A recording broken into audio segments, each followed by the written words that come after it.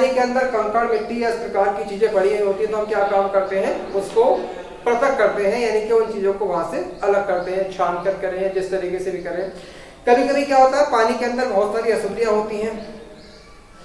जीवाणु हो सकते हैं और चीजें हो सकती हैं, तो हम क्या काम करते हैं, उनको अलग अलग तरीके से उसको शुद्ध करते हैं। जैसे मान लिया पानी को उबाल करके भी शुद्ध कर सकते थे, मतलब पानी लिया उसको उबाल लेते हैं, ठीक है, उबालने के बाद उसकी भाप बनी और भाप बनने के बाद उसको अलग कर देंगे, शुद्ध कर देंगे। इन बातों को हम आगे जानेंगे, अभी इसी चैप्टर के अंदर हम इनको जानेंगे भी, ठीक है, और थोड़ा प्रयोगी मतलब प्रैक्टिकली भी इसके बारे में जानेंगे।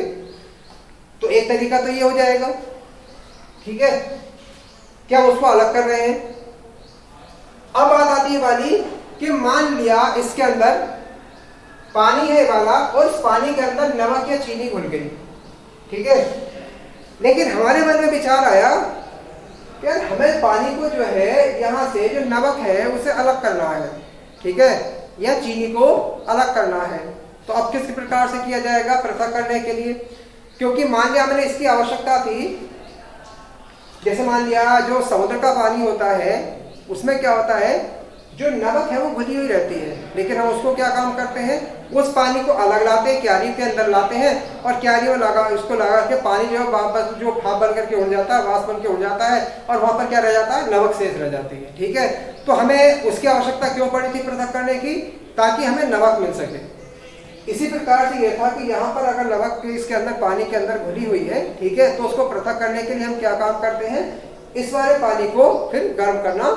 शुरू कर देते हैं, ठीक है। जैसे आप गर्म करेंगे धीरे धीरे पानी जो है वो भाप बन करके उड़ता चला जाएगा और हमारी जो नमक है वो क्या रह जाएगी, यहाँ पर शेष रह जाएगी। इसी प्रकार से क्या होता है, चीनी होती है, जब चीनी का यहाँ पर चाशनी बनी होती है तो उसको हम क्या काम करते हैं, लगातार उसको वाष्पीकृत करते रहते हैं पानी को, जिससे पानी जो है वो वाष्प बन करके उड़ जाता है और जो हमारी चीनी है वो शेष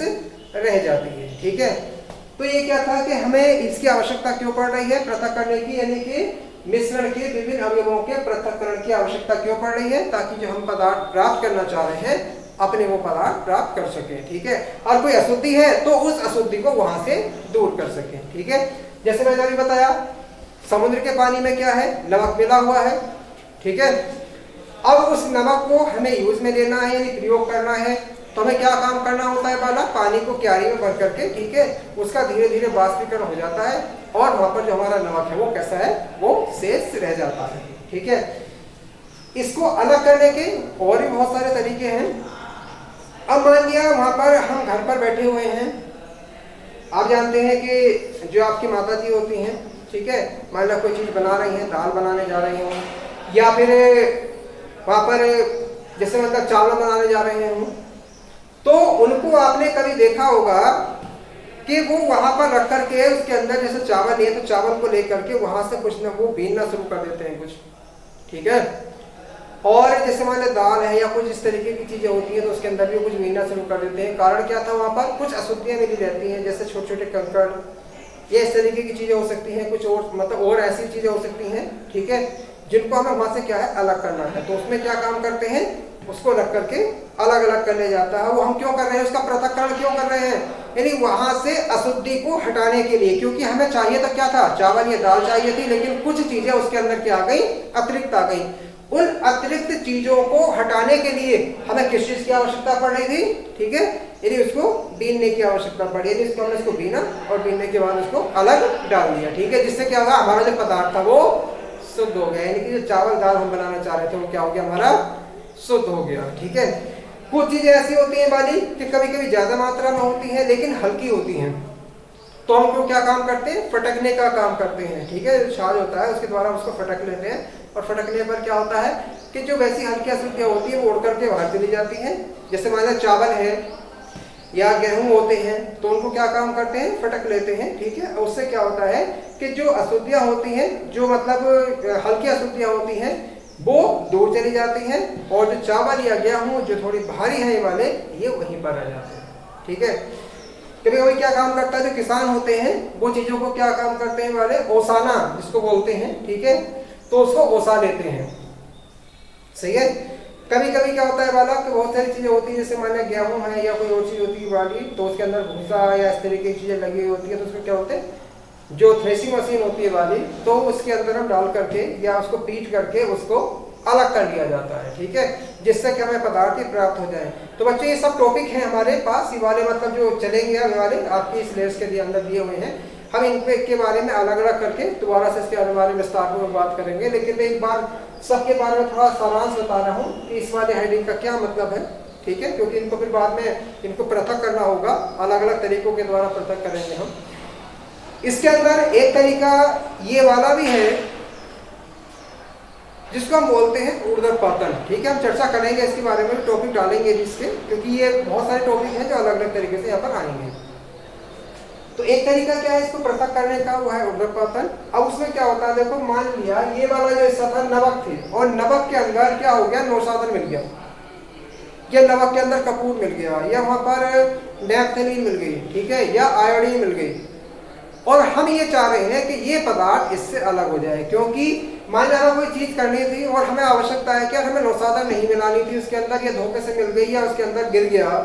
या आयोडीन वहां पर गिर जाती है, ठीक है, पाउडर, अगर मान लो उसका पाउडर था, अगर वो वहां पर गिर गया है, ठीक है, और हम ये चाह रहे हैं कि ये चीज इससे अलग हो जाए, ठीक है, तब हम उसका जो सहारा लेते हैं वो लेते हैं ऊर्ध्वपातन का, यानी कि सब्लिमेशन का सहारा लेते हैं, ठीक है। अब इसके अंदर क्या होता है कि जो पदार्थ होता है, अब आप सब जानते हैं वाला कि जब किसी पदार्थ को गर्म किया जाता है तो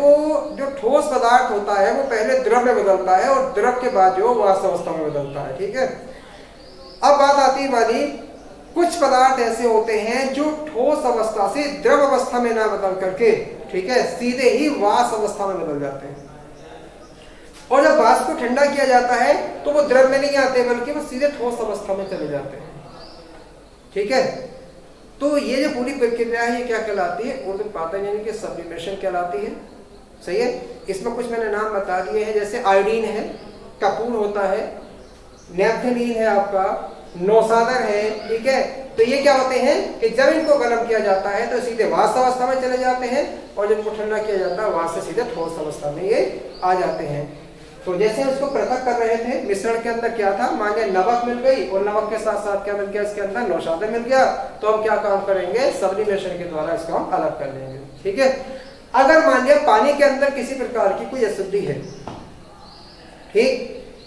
तो हम क्या काम करते हैं, उसका आसवन करके उसको ठीक करते हैं, यानी कि उसका, मैंने इससे पिछले लेक्चर में बताया है, थोड़ा प्रैक्टिकली भी आपको बताया था, और जब इस चैप्टर के अंदर आया तो हम इसके बारे में दोबारा से फिर भी इसके बारे में विस्तार पूर्वक जानेंगे, ठीक है। तो उसको क्या हो गया, लेकिन हमारा टॉपिक क्योंकि ऐसा है, अवयव को पृथक्करण की आवश्यकता क्यों है, इसलिए हम सभी पर थोड़ा थोड़ा सारांश से चर्चा कर रहे हैं, फिर इसके बारे में विस्तार पूर्वक चर्चा करेंगे, ठीक है। यानी यहाँ से जो है जो अवयव है उसके अंदर हम इसको हम क्या काम करने जा रहे हैं, पृथक की जो पृथक्करण हो रहा है वाला, इसकी आवश्यकता क्यों पड़ी है, इसके बारे में हम जानकारी थोड़ी थोड़ी हासिल यहाँ पर कर रहे हैं। तो वो बात क्या आ गई थी, आसन वाली। आसन के लिए क्या काम करते हैं, एक आसन फ्लास्क लेते हैं, मैं दिखाऊंगा भी बाद में प्रैक्टिकली, और उससे पहले भी मैंने पिछले लेक्चर में भी दिखाया है, ठीक है। तो उसमें क्या काम करते हैं, आसन फ्लास्क लेते हैं, जिसके अंदर जल को ले लेते हैं, जो अशुद्ध जल होता है उसको ले लेते हैं, उसको गर्म करते हैं, गर्म करने के बाद क्या होता है, उसकी भाप बनती है, और उस वाली भाप को हम संघनित्र में से होकर गुजारते हैं, जो कंडेंसर होता है उसमें से होकर गुजारते हैं। जो हमारी भाप होती है, ठीक है, वो किसमें बदल जाती है, फिर द्रव में बदल जाती है, ठीक है। यानी हमारा पानी था, द्रव के रूप में था, वाष्प के रूप में लेकर गए, और वाष्प से फिर हमने क्या काम करा, द्रव के रूप में बदल दिया उसको, ठीक है। अब ये जो पूरी प्रक्रिया है वो क्या कहलाई, आसवन कहलाई। तो हम पदार्थों को जो है हमें शुद्ध करने के लिए भी क्या आवश्यक है, उसका पृथक्करण आवश्यक है। अब इससे क्या पृथक्करण कैसे हुआ, वहां पर पानी के अंदर जो अशुद्धियां थी वो कहाँ रह गई, फ्लास्क के अंदर रह गई, और जो शुद्ध पानी था वो हमारा कहाँ चला गया, दूसरे वाले भाग में चला गया, ठीक है। तो इससे क्या हो गया, वो चीज वहां से अलग हो गई। क्यों आवश्यकता पड़ी इसकी, पदार्थ को शुद्ध करने के लिए इसकी आवश्यकता पड़ी, ठीक है। तो समझ गए बच्चों इसमें इसके अंदर के पदार्थों को पृथक्करण की आवश्यकता यहाँ पर क्यों पड़ती है, ठीक है। तो अलग अलग चीजें करने के लिए अब और थोड़ा सा एक उदाहरण ले लेते हैं, आपने कभी घर पर देखा भी होगा, मिट्टी का तेल होता है, ठीक है, और वो मान लिया पानी के अंदर डल जाए, तो हम क्या काम करते हैं कि उसको पृथक करते हैं। अब ऐसा तो है नहीं, क्योंकि अगर मिट्टी का तेल पानी के अंदर डला हुआ है तो ना तो पानी किसी काम का है और ना ही मिट्टी का तेल किसी काम का है, यानी कि दोनों ही जो है क्या हो रहे हैं कि ना तो हम उससे ही कोई विशेष काम ले सके ना फिर उससे ही काम ले सके, क्योंकि पानी ना तो पीने का रहा और ना मिट्टी का तेल जलाने के लिए रहा। तो हम क्या काम करते हैं, उसको पृथक करने के लिए हम एक पृथककारी कीप ले लेते हैं। ठीक है, चलो मैं थोड़ा सा ऐसा दिखा भी देता हूं उसका कैसे लेते हैं।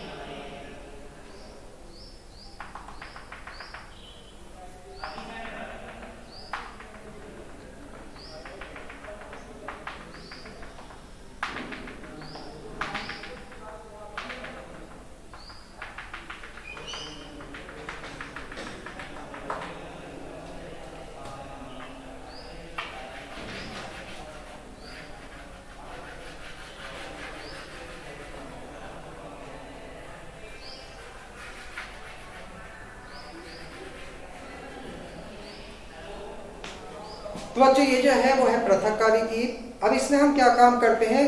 ऐसे मिश्रणों को अलग करते हैं जो एक दूसरे में मिश्रण नहीं होते हैं। ठीक है, अब जैसे मैंने कहा कि एक मिट्टी का तेल और हमने पानी ले लिया, तो आप यहाँ पर ये देखेंगे कि मिट्टी का तेल पानी के अंदर नहीं मिलता है। ठीक है, तो इसका मतलब क्या था कि वहां पर उनको पृथक कैसे किया जा सकता, पृथककारी कीप के द्वारा। अब हम इसमें क्या काम करते हैं, एक पृथककारी कीप लेकर के, ठीक है, यानी इस प्रकार से जैसे ग्रीन सी होती है इस प्रकार की बनी हुई एक पृथककारी कीप होती है और इस पृथककारी कीप के अंदर हम पदार्थों को ले लेते हैं। ठीक है, तो पदार्थ लेने के बाद क्या काम करेंगे यहाँ पर, ठीक है, कि ये वाला हिस्सा ले लिया और हम फिर क्या करते हैं, इसकी जो टोटी होती है वाली उसको धीरे धीरे करके खोलते हैं। यानी कि पहले तो हम क्या काम करेंगे, इसमें मिश्रण को ले लेंगे, मिश्रण लेने के बाद उनको उसको स्थिर छोड़ देंगे आधे घंटे के लिए, 1 घंटे के लिए बिल्कुल स्थिर छोड़ देंगे। तो क्या हो जाएगा, 2 परतें बन जाएंगी। ठीक है, जब परत बन जाएगी इसकी टोटी को खोलते हैं, तो टोटी खोलने के बाद ठीक है ये वाला मिश्रण अलग हो जाता है और ऊपर वाला जो मिश्रण है वो कैसा हो जाता है, अलग हो जाता है। ठीक है, तो बाकी बच्चों हम इससे अगले लेक्चर में जानेंगे इसके बारे में।